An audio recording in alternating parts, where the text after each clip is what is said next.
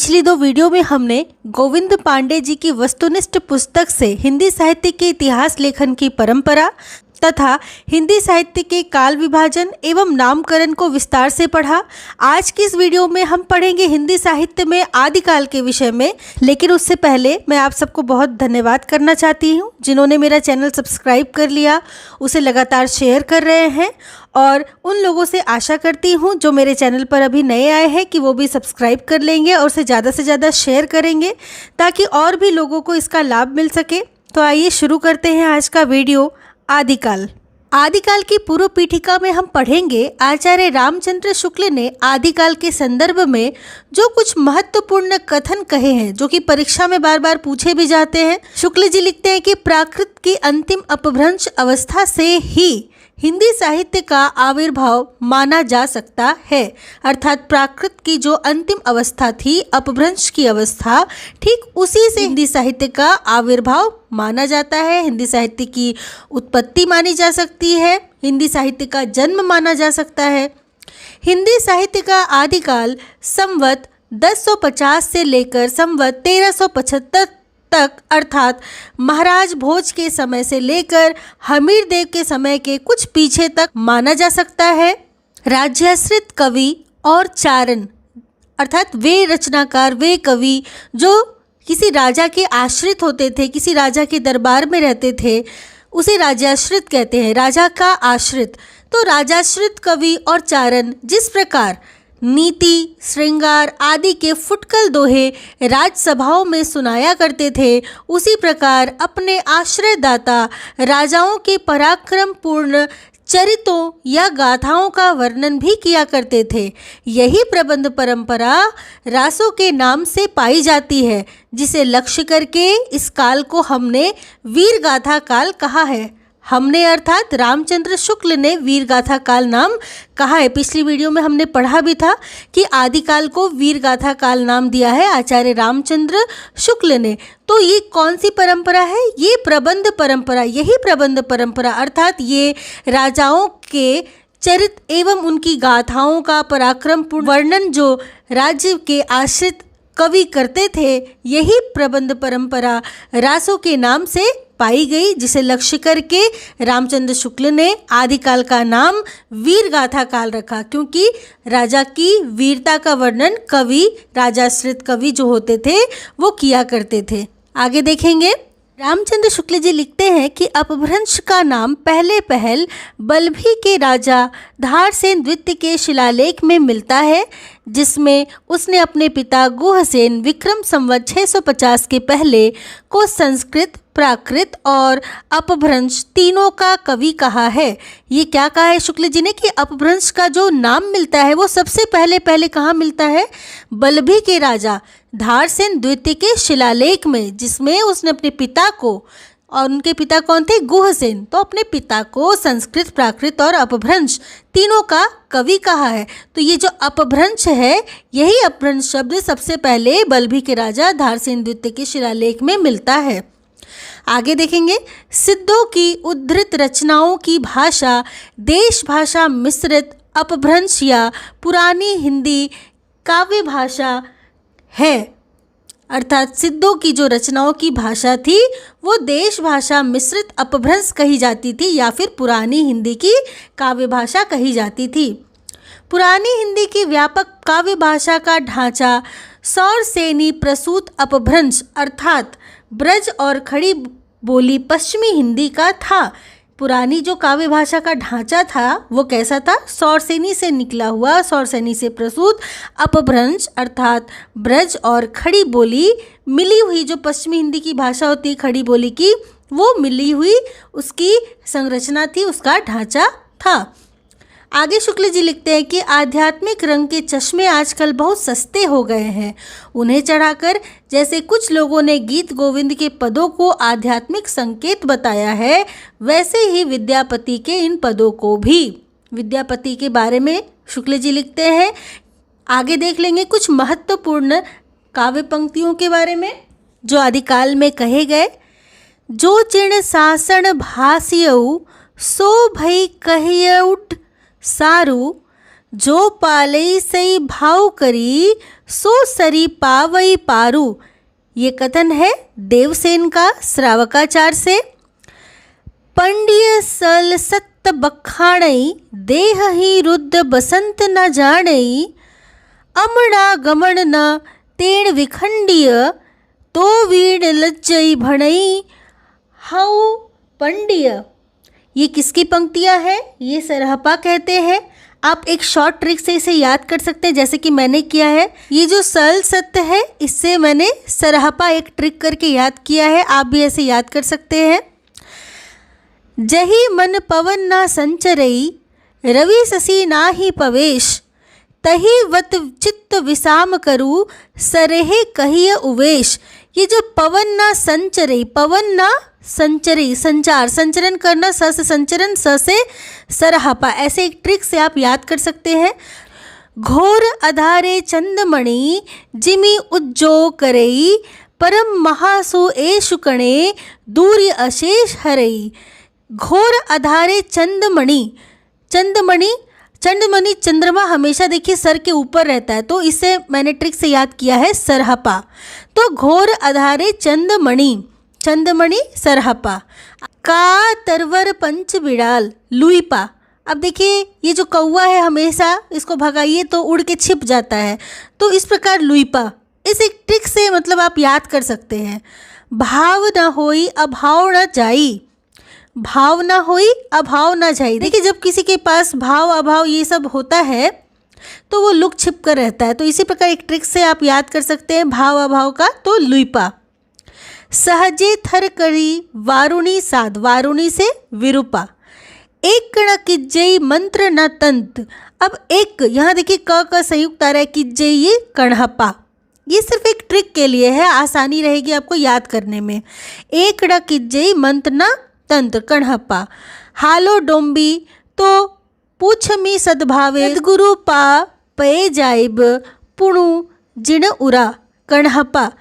जैसे मान लीजिए इसे एक ट्रिक से ऐसे याद कर सकते हैं कि जब हम किसी से मिलते हैं तो क्या कहते हैं? हेलो, हेलो कैसे हो, तो हेलो के बाद कैसे, ठीक, कणहपा। हालो डोंबी, कणहपा, कैसे हो यानी कणहपा। सिर्फ एक ट्रिक के लिए है। भल्ला हुआ जो मारिया, भल्ला हुआ बहुत अच्छा हुआ, हे भगवान बहुत अच्छा हो गया, हम ऐसा कहते हैं ना। तो हेमचंद्र, हे हेमचंद्र। भल्ला हुआ जो मारिया, हेमचंद्र।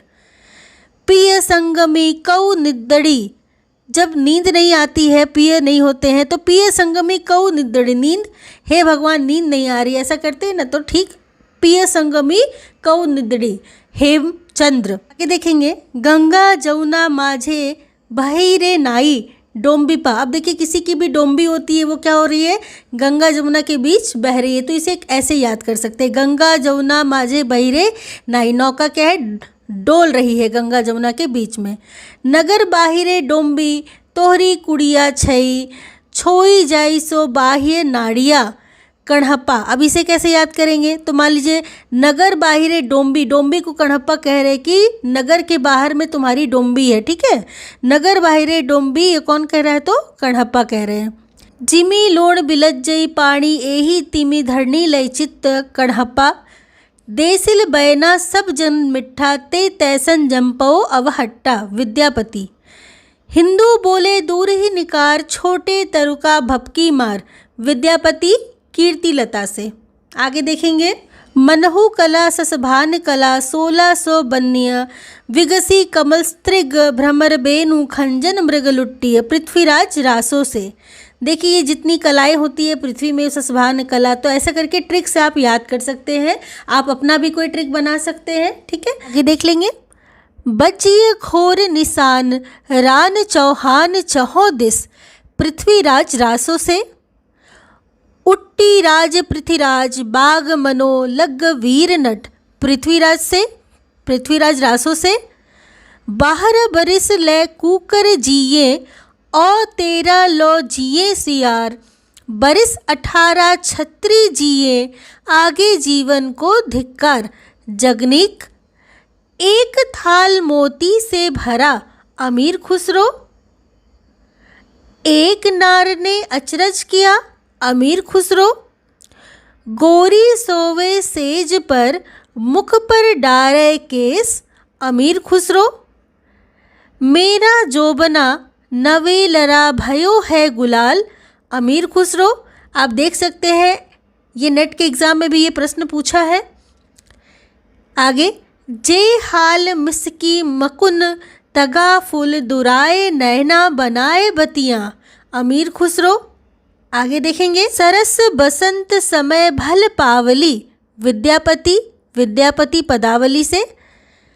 काली कहल पिए सांझ हिरे, जाइब मई मारू देश, विद्यापति पदावली से। यहाँ अब हम कुछ महत्वपूर्ण तथ्य देखेंगे जो आदिकाल के संदर्भ में आपको जानना है। प्राकृताभास हिंदी का तात्पर्य है प्राकृत की रूढ़ियों में बहुत कुछ बद्ध हिंदी, अर्थात प्राकृत की रूढ़ियों से, प्राकृत की परंपराओं से बंधी हुई हिंदी। कवि विद्यापति ने दो प्रकार की भाषा का प्रयोग किया है, पुरानी अपभ्रंश का और बोलचाल की देशी भाषा का। गाहा या गाथा कहने से प्राकृत का बोध होता है। दोहा या दूहा कहने से अपभ्रंश या लोक प्रचलित काव्य भाषा का बोध होता है। ये प्रश्न नेट की परीक्षा में पूछा भी गया था। आगे देखेंगे, भरत मुनि विक्रम तीसरी शती ने नाट्यशास्त्र में अपभ्रंश नाम ना देकर लोक भाषा को देश भाषा ही कहा है। यह प्रश्न भी बार बार पूछा जाता है परीक्षाओं में कि भरत मुनि ने अपने नाट्यशास्त्र में अपभ्रंश का नाम ना देकर लोक भाषा को क्या कहा है, तो लोक भाषा को देश भाषा कहा है। आगे, अपभ्रंश या प्राकृताभास हिंदी की रचना विक्रम की 7वीं शताब्दी से होने लगा था। विक्रम की 7वीं शताब्दी से अपभ्रंश या प्राकृताभास हिंदी की रचना प्रारंभ हो चुकी थी। आगे हम पढ़ेंगे कुछ सिद्धों के बारे में। आपको पता है सिद्धों की संख्या 84 थी, लेकिन यहाँ पे हम 84 में से कुछ प्रमुख नामों को पढ़ेंगे जिनकी काव्य पंक्तियों को उद्धृत भी किया जाता है। इनमें है प्रमुख लुइपा, विरूपा, डोम्बिपा, शबरपा, सरहपा, कणहपा, कुक्कुरिपा। इस प्रकार ये कुछ महत्वपूर्ण 84 सिद्धों में से थे। आगे हम देख लेंगे, सिद्धों में सबसे पुराने सरह, जिन्हें सरोज वज्र के नाम से भी जाना जाता है, इन्हें सरहपा के नाम से भी जाना जाता है, तो सिद्धों में ये सबसे पुराने हैं। महासुख का प्रवर्तन वज्रयान शाखा में हुआ। महासुख का अर्थ है आनंद स्वरूप ईश्वरत्व। प्रज्ञा और उपाय के संयोग से इस महासुख दशा की प्राप्ति मानी गई है। गोरखनाथ का नाथ पंथ, नाथ पंथ किसका? गोरखनाथ का। गोरखनाथ का नाथ पंथ मूल रूप से वज्रयान शाखा का ही एक रूप है। ये प्रश्न बनता भी है कि वज्रयान शाखा से गोरखनाथ का गोरखपंथ निकला है। गोरखनाथ ने पतंजलि के उच्च लक्ष्य ईश्वर प्राप्ति को लेकर हठ योग का प्रवर्तन किया। किसका प्रवर्तन किया? हठ योग। हठ योग किसका हुआ? गोरखनाथ। वज्र यानी सिद्धों का लीला क्षेत्र भारत का पूर्वी भाग था। गोरखनाथ ने अपने ग्रंथ का प्रचार देश के पश्चिमी भागों में विशेषकर राजपुताने और पंजाब में किया। आगे देख लेंगे, नाथों की संख्या 9 मानी गई है। इन्हें लोग नवनाथ भी कहते हैं। गोरक्ष सिद्धांत संग्रह में इनका नाम निम्न क्रम में बताया गया है। तो पहला तो प्रश्न यही बनता है कि नवनाथ की चर्चा किस ग्रंथ में संग्रहित है? तो गोरक्ष सिद्धांत संग्रह में है। और ये कौन कौन है, इनका क्रम क्या है देखिए। नागार्जुन, जड़भरत, हरिश्चंद्र, सत्यनाथ, भीमनाथ, गोरक्षनाथ, चरपट, जलंधर और मल्यार्जुन। इसे एक ट्रिक से आप याद कर सकते हैं। नाग जड़हरी, सत्य भीम गोरक्ष, चरपट जलमल, ऐसे करके इस प्रकार आप इसे ट्रिक से याद कर सकते हैं। आज की इस वीडियो में हमने आदिकाल की पूर्व पीठिका के बारे में पढ़ा। अगली वीडियो में हम अपभ्रंश साहित्य के बारे में बात करेंगे।